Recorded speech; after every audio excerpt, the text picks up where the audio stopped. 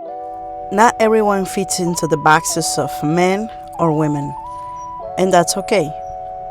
Welcome to Social Film Projects, where we share real stories that have lived, informed, and empowered the LGBTQ community. Today, we're exploring what it means to be non-binary, not as a trend, but as a human truth that spans history, culture, and everyday life. Let's begin with the basics and then widen the lens.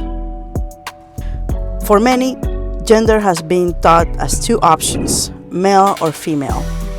But gender is more complex than biology or boxes. Being non-binary means a person doesn't identify strictly as a man or a woman. Some feel like both, some like neither, and others move fluidly in between. It's not a third box. It's a spectrum of experiences that challenge simple definitions. If that sounds new, history says otherwise. Across time and across cultures, people have lived beyond the binary. Non-binary always have existed in our cultures. In South Asia, hijras have been recognized for thousands of years and appear in ancient Hindu texts. In North America, many indigenous nations not only acknowledged but revere two-spirit people, seeing them as sacred beings who carried both feminine and masculine spirits in harmony. They were often entrusted with most profound roles in community life. Healers who mended both body and spirit, mediators who bridged conflicts with wisdom, and leaders whose guidance was rooted in balance, compassion, and spiritual depth. Their presence was a living reminder that identity could be expansive, fluid, and deeply connected to the sacred order of life. In Samoa, the Fa'afafine. In Hawaii, the Mahu. Each vital to community life. Ancient stories echo this truth. From Mesopotamian priest of Inanna, embodying both male and female, to the Norse god Loki, shifting forms and genders. Colonialism tried to erase this diversity. British law criminalized hijras. Missionaries banned indigenous ceremonies and punished two-spirit children in boarding schools. Around the world, rigid binaries were imposed where they never truly fit. Yet the story survived. Wiwa, a Sunni cultural ambassador in the 1800s, met the US president while living proudly as Lamana. Ushtish, a crowd warrior in Bade, fought with honor at the Battle of Rosebud. Among the Navajo, Nadlihi, one who is transformed, held respected roles balancing feminine and masculine. Today, recognition grows. Nepal has recognized a third gender since 2007. Canada, Argentina, New Zealand, Australia, Germany, and more allow an X marker on the IDs or passports. In the United States, despite political challenges, courts have affirmed the right to hold an X marker passport. These challenges don't invent non-binary people. They finally acknowledge them.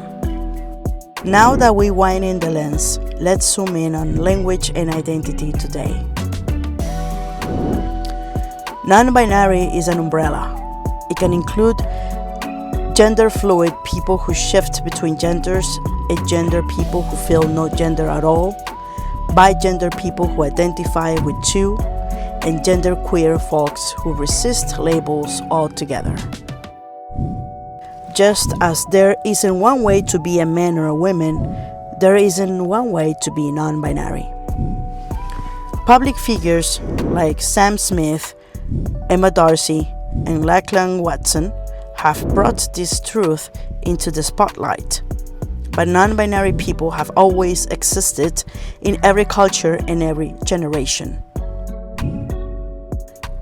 And one of the most powerful ways we show respect is through pronouns. For non-binary people, pronouns are not just words, they are recognition.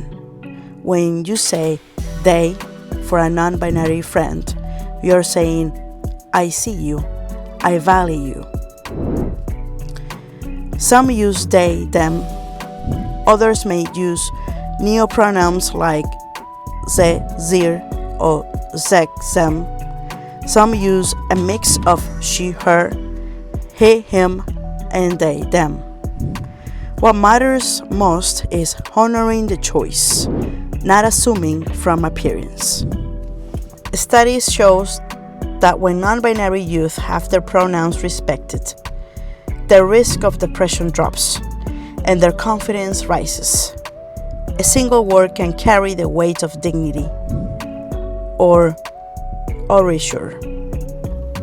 So when in doubt, ask, and when told, remember. It's one of the simplest, most powerful acts of love. Language is alive. For centuries, English has used singular they. Shakespeare wrote it, Jane Austen used it, and you see it every day without even noticing it. Someone left their phone. I hope they come back. Today, they, them is also used by non-binary people who don't fit neatly into he or she. Major dictionaries, schools, and style guides have embraced it. Language isn't breaking, it's growing, making room for truth that were always here. In schools, words save lives. A study shows that when teachers respect a student's pronouns, that student feels safe enough to learn, to thrive, to hope. At universities, pronouns appear on rosters and ID cards saying, you belong here. In workplaces, pronouns in email signatures, gender-neutral dress codes, and inclusive HR systems quietly affirm, your identity is not an inconvenience, it is respected. Respect begins with words, and words open the door to belonging. Globally, language is shifting too. In Spanish, people are using elle or replacing ending with e words like amigue to signal inclusivity. In France, el, blending il and el, has entered dictionaries and everyday use. In Germany, neutral forms like Studierende ensure everyone is included in one word. Across cultures, people are reshaping words, not out of trend, but out of love. Because every language tells the story of who counts, and everyday addition says, you matter. When someone uses your name and your pronouns, it's not just grammar, it's dignity. It says, I see you, I hear you, you belong. And for non-binary youth, that recognition can mean the difference between despair and resilience, between silence and self-worth. Language is one of the humanity's greatest tools, and when we use it with care, it does more than describe the world, it changes it. For some, family means love and acceptance, parents learning new pronouns, siblings standing up in defense, a home where being non-binary is embraced. For too many others, family means rejection, the quiet kind that avoids a name or the harsh kind that closes a door. The consequences are devastating. Nearly 40% of homeless youth in the US are LGBTQ+. Many were pushed out by their own families. Chosen family becomes survival and a source of joy. At school, non-binary students face higher rates of harassment and the daily streets of binary-only bathrooms. But change is growing. Gender-neutral facilities, trained staff, and student groups that build safety and pride. At work, misgendering and binary forms can erase a person before the day begins. Inclusive policies, pronoun sharing, flexible dress codes, updated HR system turn respect into practice. In healthcare, binary systems and undertrained providers create barriers to care. Listening, learning, and affirming care restore dignity. What we see on screens also shapes what happens in life. Media has power. It shapes how we see each other and how we see ourselves. But too often, non-binary people are flattened into harmful stereotypes, confused, just going through a phase, or reduced to a single androgynous image, as if clothing defines identity, when identity is so much more.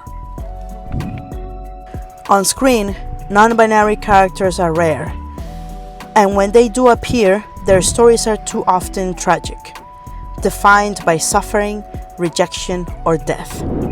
Or worse, they're reduced to comic relief, a punchline instead of a person. These depictions don't humanize, they wound. Erasure cuts even deeper. Cisgender actors are cast to play non-binary roles without community input, leaving portrayals that ring false. Historical dramas erase gender-diverse figures altogether, as if humanity has always been binary, but history tells another story. In South Asia, Hijras have been recognized for thousands of years.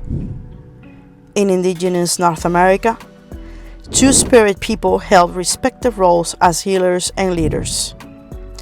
In Samoa, Fa'afafine, in Hawaii and Tahiti, Mahu. These traditions existed long before the camera, yet too often they're left out of the frame.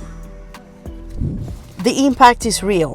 When media erases non-binary lives, families dismiss their children as confused. Schools ignore their needs. Workplaces pretend they don't exist. Representation isn't just entertainment. For many, it's survival. And yet, visibility grows. Every authentic role, every honest story, every non-binary actor cast as themselves. It chips away at stereotypes and gives the next generation a mirror instead of a wall. Non-binary people are not a face, not a joke, not invisible. They're real, valid, and here to stay. And it's time our screens reflect that truth. Rejection leaves scars. Silence at the dinner table. Forms that say only M or F. Strangers, stares that cut like glass. Invisibility presses heavily. More than half of non-binary youth in the US have seriously considered suicide. Not because of who they are, but because of erasure, rejection, and hostility from the world around them. And yet, resilience shines through. Some find healing in art, journaling, or fashion. Ways to tell the world who they are when words aren't enough. Others turn to online spaces, discovering chosen families across borders and time zones. People who say, "You belong, you are not alone."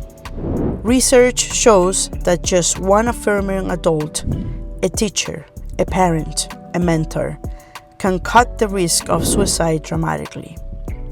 A single voice saying, "I see you and I believe you," can mean the difference between despair and survival. Affirming therapy does the same.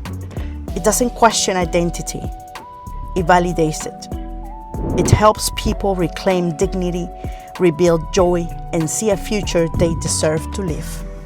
And beyond families and therapy, community saves lives.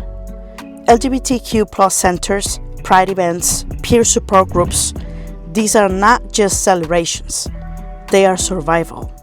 They are love made visible. Because non-binary mental health is not about being broken. It's about living in a world that too often refuses to listen. But with chosen families affirming care and communities that embrace, non-binary people don't just survive, they thrive. Dignity, acceptance, joy, these are not privilege. They are human rights. So where do we go from here? Being non-binary is not a phase, not a joke, not invisible. It is real, valid, and beautiful. From sacred traditions to modern legal recognition, from painful erasure to resilient joy, non-binary people endure. Every time we share these stories, we make the world safer for someone new. Respect, affirm, celebrate. If you are non-binary or gender diverse, we see you. And if you are an ally learning, thank you. Drop a heart in the comment if you believe everyone deserves dignity. Thank you for watching.